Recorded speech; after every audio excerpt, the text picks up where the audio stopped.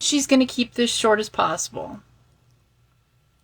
I'm also like no filter, just makeup. I'm practicing. It got so easy not to have to worry about imperfections. But at the same time, if I'm going to be practicing what I preach about authenticity,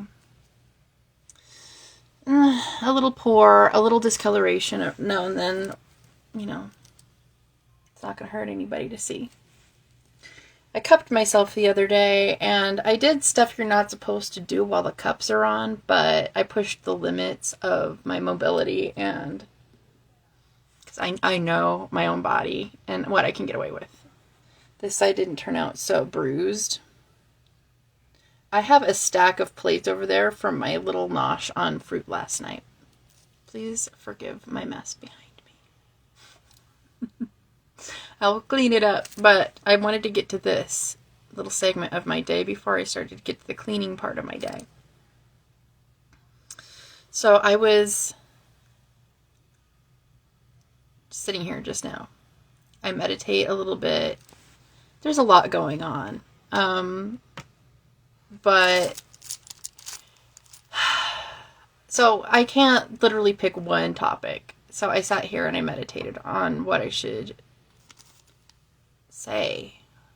And I got an impulse to pick up my Bible next to me. It's my grandpa's old Bible. The pages look like this, fun fact. See that? Pages look like that because one day at church he accidentally dropped it in the toilet. He said he rinsed it off. He said he did the best he could with it. And he did his due diligence of drying it out. But I was there that day, and I saw the look on his face when he dropped it in the toilet, and how shook he was, and it's just a memory that I appreciate. So I kept it, and I was thumbing through it. It didn't fall open to this page, but as I was like thumbing through it, it opened up to this. It opened up to 1 Corinthians 11:27. And this little segment is about self-examination. And I was like, this is dope. What a good topic. So it's small enough to read from verse 27 to verse 34. I'm an old lady. My eyes are old ladies. I'm not an old lady, but my eyes are old ladies, so hold on. Therefore, whoever eats this bread or drinks this cup of the Lord in an unworthy manner will be guilty of the body and the blood of the Lord. This is a curse. I just opened up to a curse. I love this shit. I love the Bible. All right. But let a man examine himself, and so let him eat of the bread and drink of the cup. For he who eats and drinks in an unworthy manner eats and drinks of judgment to himself, not discerning the Lord's body. For this reason, many are weak and sick among you, and many sleep. For if we would judge ourselves, we would not be judged. But when we are judged, when we are then chastened by the Lord, that we may not be connected with the world. Therefore, my brethren, when you come together to eat, wait for one another. But if anyone is hungry, let him eat at home, lest you come together for judgment, and the rest I will set in order when I come. So, that's a metaphor. The hunger. The eating. I love food metaphors. They're so fucking spiritual. So perfect for Taurus season. Let's go over it again. It starts, whoever eats this bread or drinks this cup of the Lord in an unworthy manner will be guilty of the body and of the blood. Basically, it curses your health. Did you hear that? If you're not doing things in a mindful and wholly respectable manner, if you're not ingesting this food... Oh! I took my phone off the tripod trying to adjust it. If you're not partaking in God's the food and blood, right? The wine and the cup is a metaphor. That's the emotions. The body is the cups, literal cups, if we're talking tarot. Okay? There's metaphors on metaphors.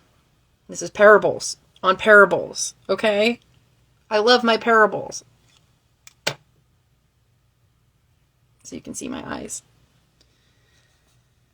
Those who don't self-examine, those who don't walk with a mindfulness and act on a mindfulness and ingest mindfully and take in things mindfully with your ears, your eyes, your nose, your mouth, things going in and out of your mouth. If you're not doing this in a worthy manner, your body and your blood will be cursed. Sounds pretty straightforward to me. You have a choice. You have a choice. You have a choice. The choice is entirely yours. What are you going to do with it? What are you going to do? Oh, no, you have personal responsibility, and it's right here. 1 Corinthians 11:27-34.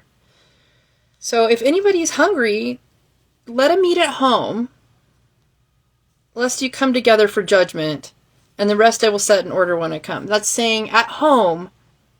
Home is here. Home is here. Eat mindfully of the Spirit. The fruits of the Spirit are not literal. They are personality aspects. They are described in the Bible. All right? We are talking about the same fruits, the same wine, the same cup, the same body. I didn't realize I was going to church today. Amazing. So basically, it literally lines out something so Saturnian. If we don't do our own self-examination, it's not like we're going to skip judgment. It's not like we're going to skip being judged in the eyes of God or a spiritual authority or our higher selves or whatever you want to break it down to. If we don't do this spiritual work ourselves, if we don't go within first, if we don't go to a mindful place and start paying attention to what we consume, how we consume, judging our character, our own selves, making sure that we're staying clean, then we will be judged by a higher spiritual authority, and we will be found wanting.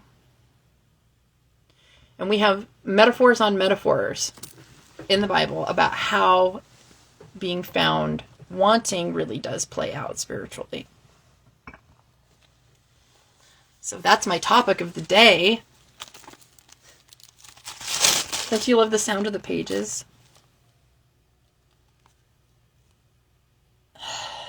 So if we would judge ourselves, we would not be judged. That is so Saturnine to me. That is Saturn itself. Like every time we have a Saturn return, every time a personal planet is conjunct or opposite Saturn, or in harsh aspect with Saturn, square, semi-square, all these fucking aspects, all this math. The Saturn metaphor is he literally would eat his children until Uranus, I believe. And then he had to then vomit up all of those children, I believe, if I can remember correctly. I really need to get into that metaphor again. But Saturn will not reward us in our personal charts, our natal charts, without a level of discipline and self-respect for ourselves. If we don't have good boundaries, Saturn's going to slap us back and forth when it's our turn to have a transit or a return.